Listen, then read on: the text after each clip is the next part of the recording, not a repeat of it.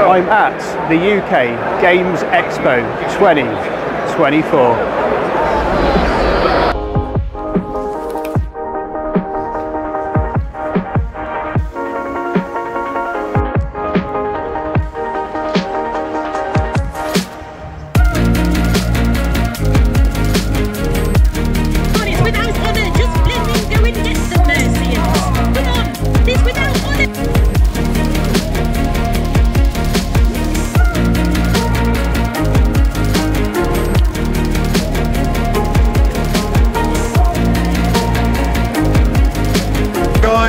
Welcome to UK Games Expo.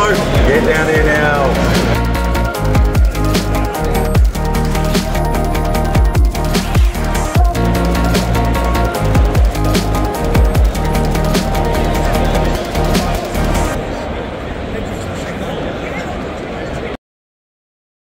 What I'm hoping to do over the weekend is speak to different stall holders about their games. You never know, we might also end up speaking with game designers and writers. So definitely stay tuned. So Catan is the main sponsor of the UK Games Expo. They've been sponsoring them from the very beginning, I believe.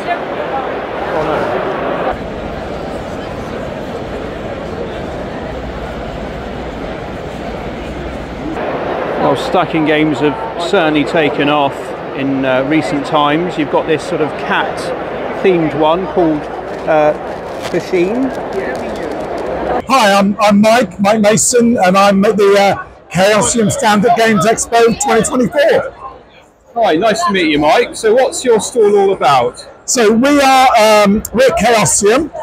We make tabletop role-playing games and also board games as well. And we've been doing that since about 1975. The company's kind of based in the US, but people like myself and across the world, we all kind of work on different books and put them together. And we do some games that are pretty well known in the gaming industry. There's RuneQuest, which is in front of me, which is a fantasy style game, which is a role-playing game where you are playing characters in a very kind of mythological kind of setting, and is a very popular game. We also make Rivers of London, the role-playing game, which is based on the novels by Ben Aronovich, which are kind of like urban fantasy set in London and other places. We also do Pendragon, which is all about playing knights in the age of King Arthur. Oh, yeah. It's pretty cool. So jousting tournaments and fighting dragons and all that kind of thing. Sounds good, yeah. And then the other one that we're pretty well known for is a game that I work on, which is called Call of Cthulhu, which is a horror mystery game. And so when you're playing kind of an investigator looking into some dark mystery and trying to solve it while dealing with monsters from beyond, like alien monsters and so on. So we have all those, and just over there, you can't really see it at the moment from here, but we have the Horror on the Orient Express board game, which is our new board game, which is actually coming out next year, so we're running demonstrations of it over the weekend here. Oh, very good. And yeah, that's a bit of everything. That's brilliant. Thank you so much for speaking to us today. Oh yeah, it's my pleasure.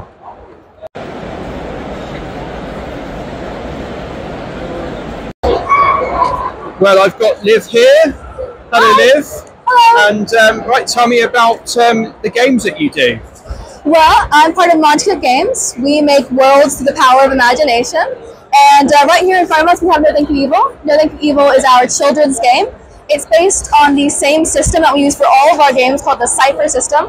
The Cypher system is designed to be pretty light, narrative focused, not super rules crunchy. No Think of Evil is awesome because even though it's designed for kids, it's really just designed for creative adults as well. Anyone who kind of wants to step back from the really heavy, intense sort of fantasy we see most of the time and take a more lighter, creative approach. It's also awesome for imaginative kids who are really clever and really smart, and maybe very smart, and want to take a dive doing something that really enhances that and encourages that creativity. Oh, excellent! Sounds really good. I like the wording on this. It's raining cats and dinosaurs. Brilliant. Can you tell me more about that one? So, It's Raining Cats and Dinosaurs is one of the supplements we have for No Thank You Evil. It expands on the world. It adds more adventures, stuff like that, and more creatures. We also have I'm a Guide, which actually teaches kids how to be GMs. Not only in the world of gaming, but also in their personal lives. You know, how they become leaders who both listen to people and have their own ideas. Actually, the entire line of the Evil is designed to really promote the way that kids think and encourage them to be creative and to become leaders in their own rights.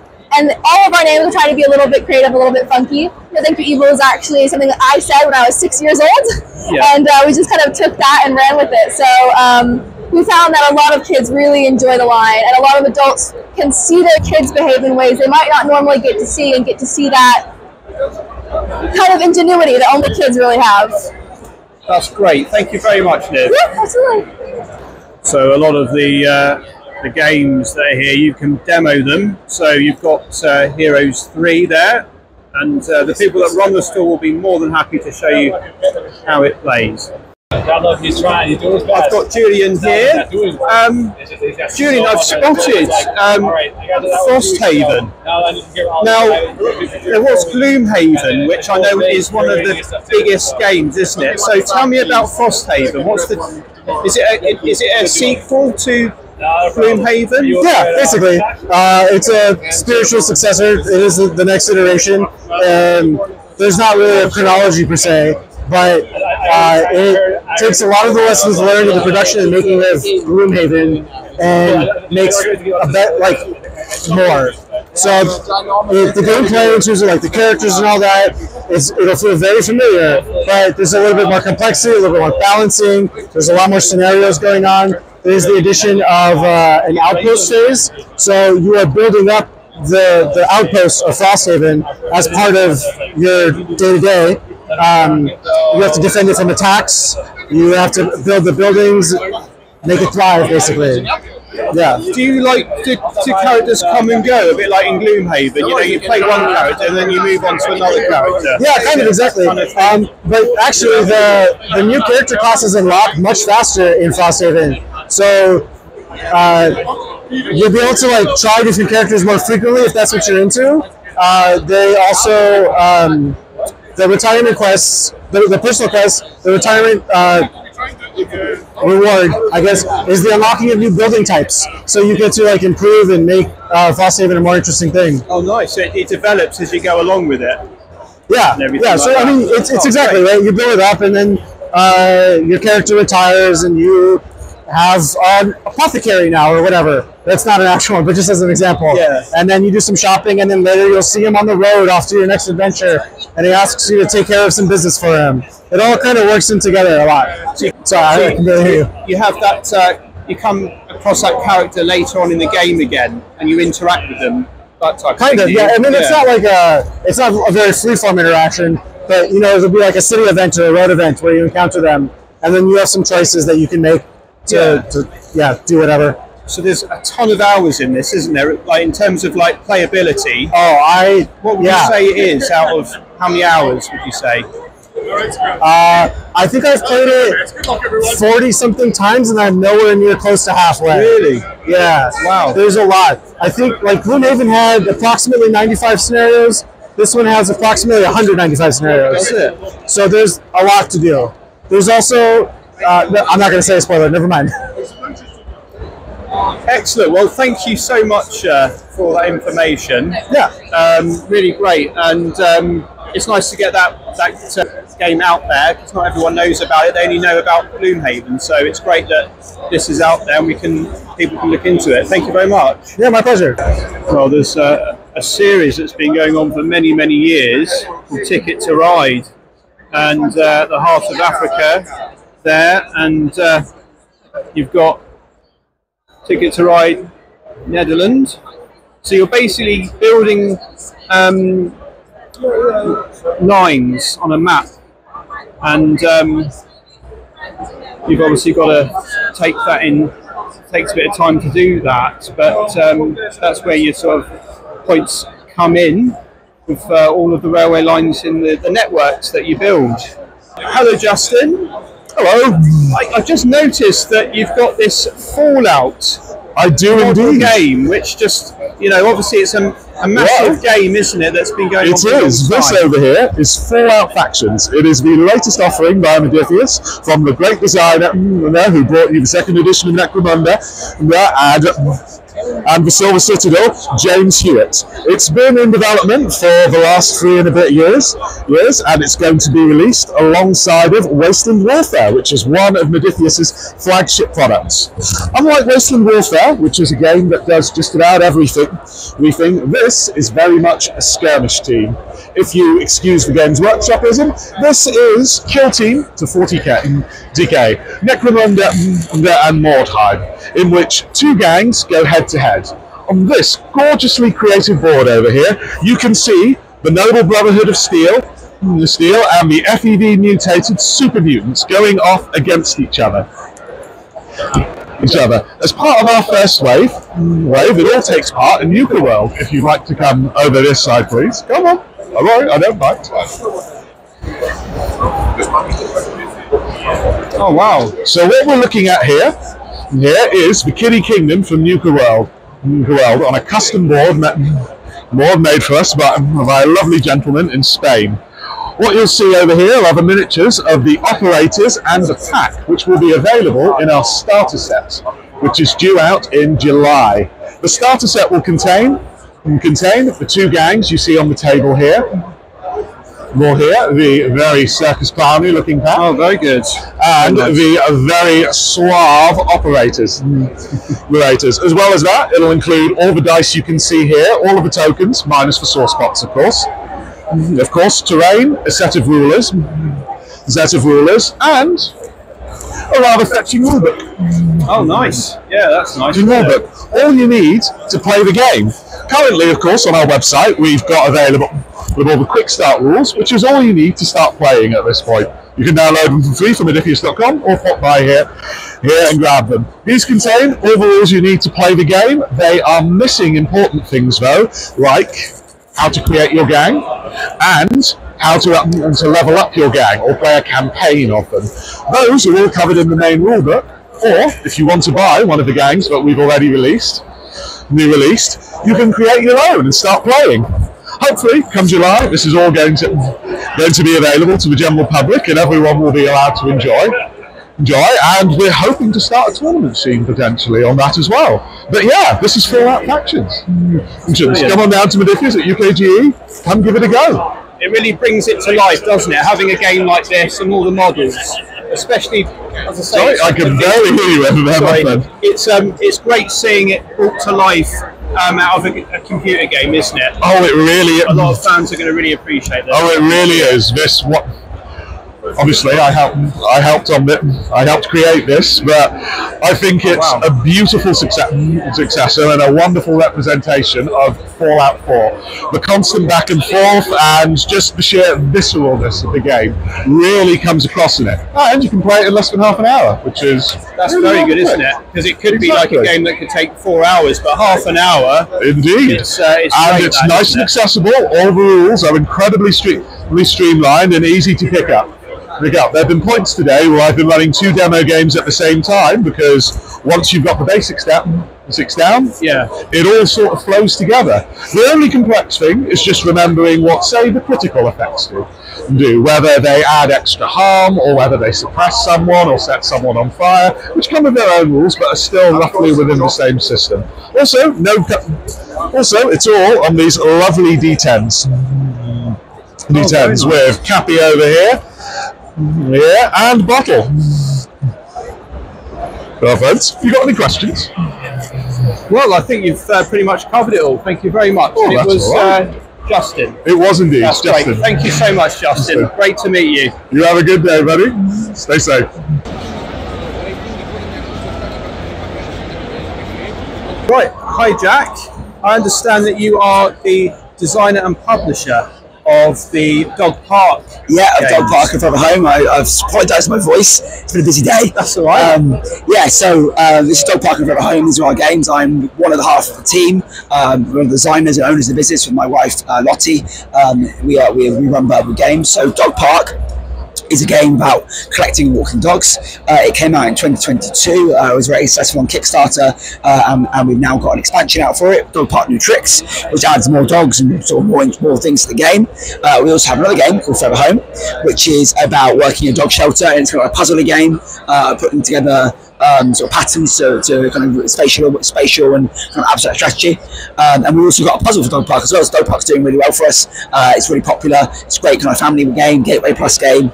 Yeah, anything you want to know about it, I'm happy to answer. Oh, brilliant. So when did the expansion come out? It's just come out, so March this year. So it's fresh off the press pretty much. Yeah, it came out in March this year. Fantastic. So does that give you more different characters in that? Yeah, so we've got here more dogs. So in the game, if you have all the content, all the expansions, you've got over 300 dogs. Really? Each of them is unique art. They have a variety of different abilities. All of them got a little fact on them.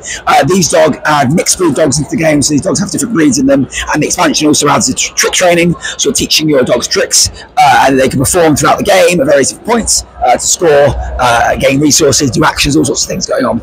That's fantastic. Thanks so much for your time, Jack. No problem at all. It's great to see the expansion that's come out. It really is. Fantastic. Thank you so much. Now, last year I brought up about the double game, which is fantastic. It's such a simple game where you're matching different symbols on round cards. You've got to be the first one to see those. And they've got a Super Mario one now, which is great to see. Love it. Well, look at this artwork. Absolutely fantastic, isn't it? And you can, if you want to, you can get a mystery bag for 4 posters. The gentleman that runs the stall, it's his sister's work that does all this. You can see all of that. Incredible. I must say, I'm very intrigued already by these tins. Yeah. I mean, look, Michael plays green, Mia plays yellow.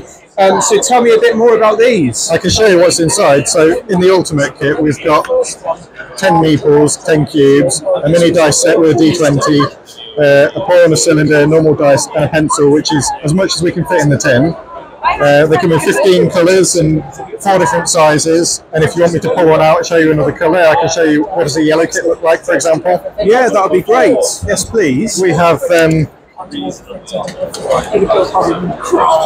all matching in terms of the colours inside. Yeah. Oh, wow. And some really nice dice that get put in there. But it means you can take it along to a games night and not have to share pieces. It means that you can keep your pieces to yourself, or you could play a colour that wasn't there. Like, what game comes with teal? Normally, not many games. So gives you that flexibility. You could also customise them if you had colour blindness. You could mark them with an indicator that makes them easier to read as well. That's really good to know that, isn't it? So that caters for everyone, doesn't it? Yeah. So you can customise the names of these online, can you? Yeah, if you go to atkingames.com, it's an extra £4 for a tin, but the tin can have any name in any colour. That's great, brilliant. And it's just perfect, isn't it, for like a gift at Christmas, say, isn't it, for someone? Yeah, we've seen people give them for Christmas, but we've had them for like wedding favours as well, so make really good Christmas birthday presents, that sort of thing. Brilliant. So what was your name? I'm Darren. Nikita makes everything here, and it's Atkin Games. Hi there, Nikita. Is Nikita backwards. Oh, I see, right. That makes sense. But it's now. all put together by hand by Nikita herself, as well as with all the accessories as well. That's brilliant. And the games, so I guess I can explain the games, also minting based, but this full game fits in the tin. This whole game fits in this tin. It's really portable, small little compact pocket games as well. Fantastic, that's great. Thanks for your time today. Cool, thank you. You've got this Where's Wally game. It looks like what you have to do is you pick a card, you roll the dice, and then you've got to find those items on the card. Probably the quickest out of all the players. Interesting little concept here. Quite simple, I think. All you have to do is you pick a card, or you pick up a card and you have to do what it says. So the line dance there, Charleston, sprinkler, cabbage patch, hair flip. But yeah, we've got plenty of cards. A few more. Tap here with stand, belly laugh. I presume it's maybe like a dancing game or something. So yeah, move like me.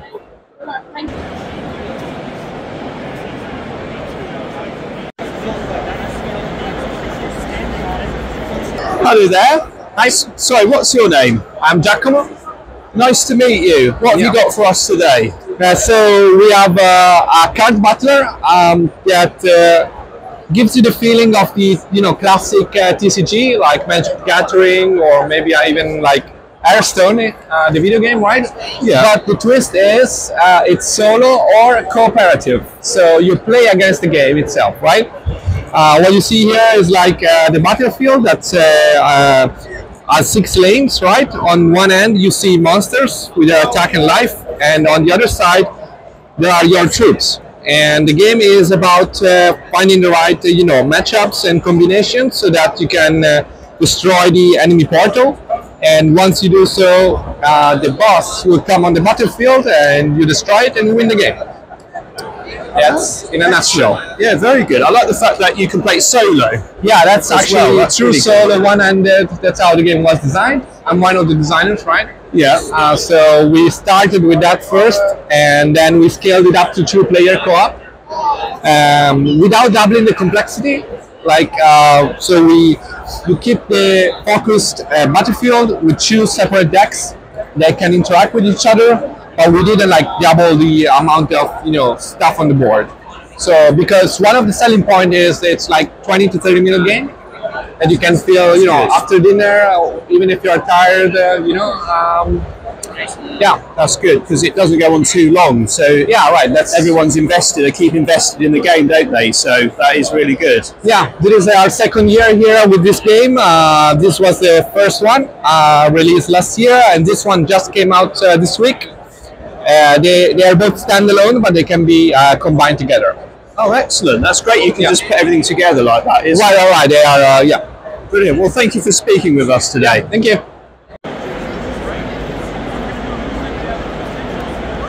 Fruit punch, where Spot 5 and Bop the Banana. There you go.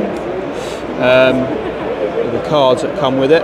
Got a couple of, a few other games on this stand. No thanks. And Saboteur. That's a nice box, isn't it? I like that. Well, I've got Jack here. I must say, Jack, I'm very intrigued by these items here. Yeah. Can you tell me more about what you do? Yeah, sure. So a couple of years ago, we started our Kickstarter for the shipping dice, so that you can see on the banner.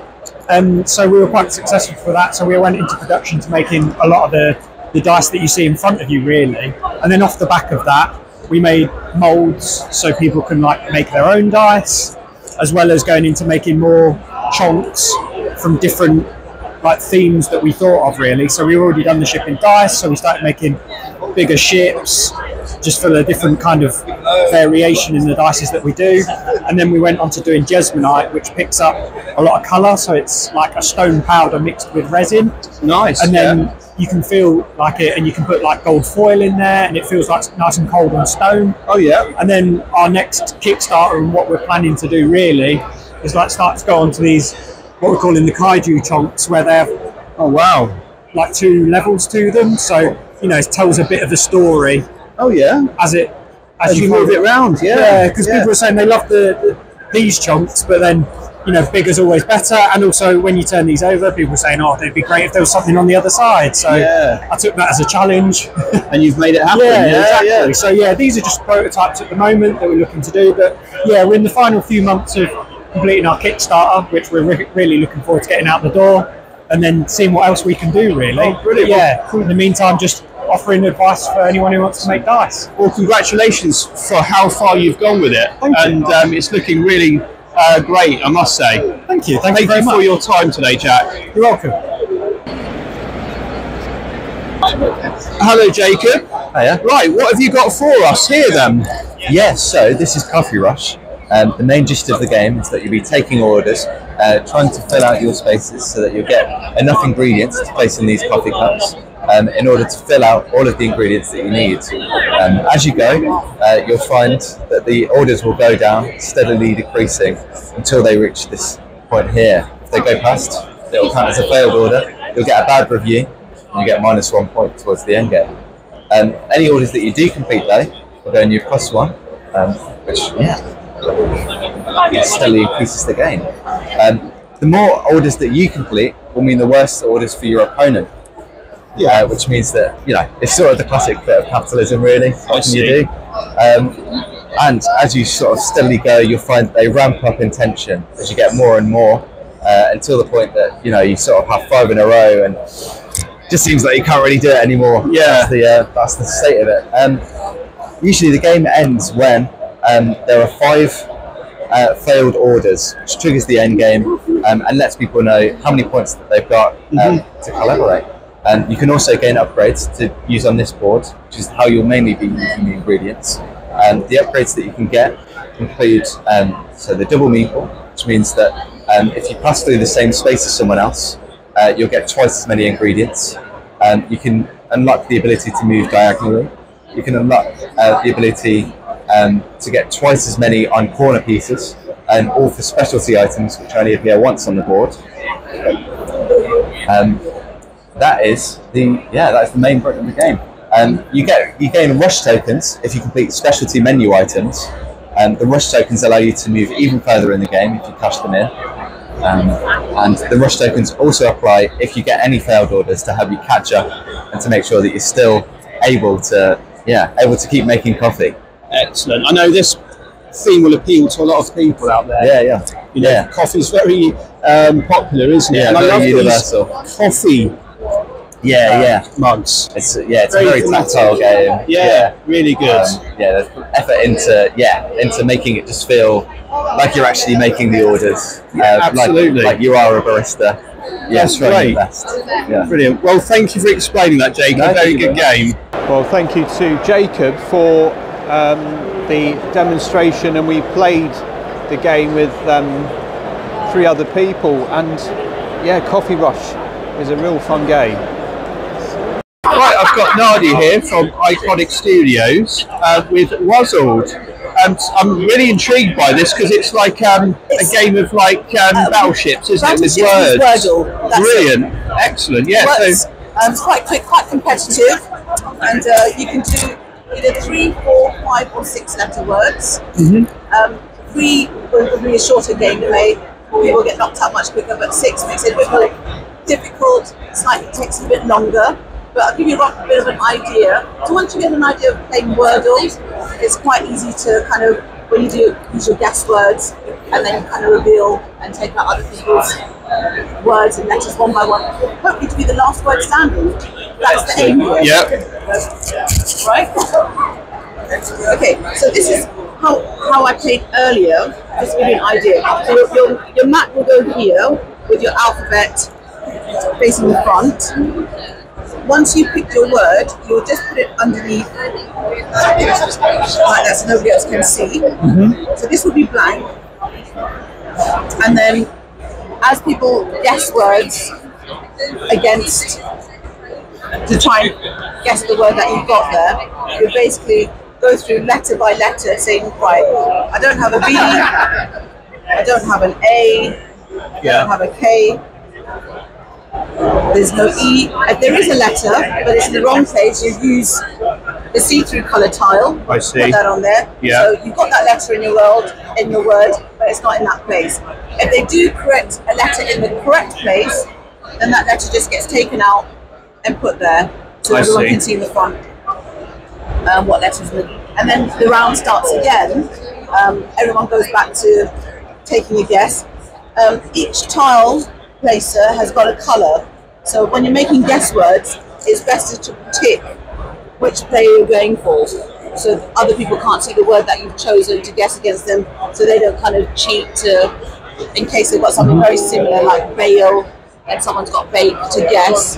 They might think, oh, if they're doing bake, let's use kind of completely different letters to get more of a chance of taking out more letters. Yeah. So we're just trying to keep it a bit more fair and even when we do that. But it can get quite competitive. You can gang up on one player, try and save yourself. Yeah, or just gang up with a few other players. So yeah, it can get quite nasty at times, but it's still great fun. It just depends on the age group and the family members you play with. So it's probably great for all sorts of ages, really isn't it? Is actually, you know. Yesterday we played with a family, a grandma, a daughter, and niece, and they loved it. It works quite well. I played with my 8-year-old nephew. It's brilliant. Yeah. I played with my uncle, my partner, and we played until like early hours of the morning. So yeah, for all ages it works. And it's fun. It's actually quite good fun, and Wordle is again a popular word game that people enjoy. So this is quite easy to understand, and then you get the attack mode with it too. So, do you? Yes. So once you've mastered the main game, you can add that on if you like to. Yeah. So it works, and then it just it doesn't. Each round doesn't take very long. By the time every player does get knocked out, it's not many rounds until everyone is out, and then again you can just start again. That's so good, isn't it? What we do like to say is choose words which are in the English dictionary. Everyone kind of knows, preferably not places, names, or brands. Just to make it easy so everyone has an understanding of the words which they're choosing for people to guess. That's good. You get those who kind of think, well, yeah, well, I know this word, but no, none of us do. So, yeah, nice try. But yeah, no, it's fun and it works, and it's not a massive box as well. Oh, that's very good. Yeah, you can take it around with you quite easily, can't you? So we've got some information there on the back. Yeah, no, I like it. Boxes sometimes, but so yeah, all your bits just fit nicely in there. That's good, isn't it? Yeah, the tiles come with a little bag. Yeah. They're double-sided, so you'll never run out. We played with four players, and the tiles have never run out. So everyone's always had enough for their letters in there. Plenty of letters there for everyone. Yeah. Quite a nice bag. Yeah, that is nice having the branding on it. And then you've got enough of these. Well, again, we've played with 4 players, never run out of these, so it tends to kind of work the correct amount. It comes with these, which are your guest papers. It comes with quite a thick booklet, but if you want more of these, just go onto our website and download them free. Oh, that's good. Well, so you can have as many as you want. You never run out of those. That's really good. You just download them, print them off. Yes, that's it. Yeah, that's good. We can order them from us and we'll send them. So you've got a few options for that. Excellent. And everyone gets an alphabet in front, and that's all the components really. So it's not much. It's quite nice. Yeah, it's a good. It's not an oversized box because I find that you can get a really big box and all the contents inside just rattles around. So this is ideal for this, isn't it? The only best size you for the need game. is a pen, really. Extra sheet of paper. I like to. Something I do for myself is I'll just make a note of all the players if I'm playing a game with them, and just make a note of all the words I actually guessed against that player. So if they say, well, I've got an N in my word, but it's not there, if I've got a list of all the words that have been guessed, it's kind of easy just to work out what the next best guess word will be to take out their word. That's just something you can see on the side and put that in the instructions as well as a recommendation or a tip. Ideal. Thanks so much, Nadia, for that. Really good game. Thank you. If you want to see more, please check out part 2. Give this video a thumbs up and please consider subscribing.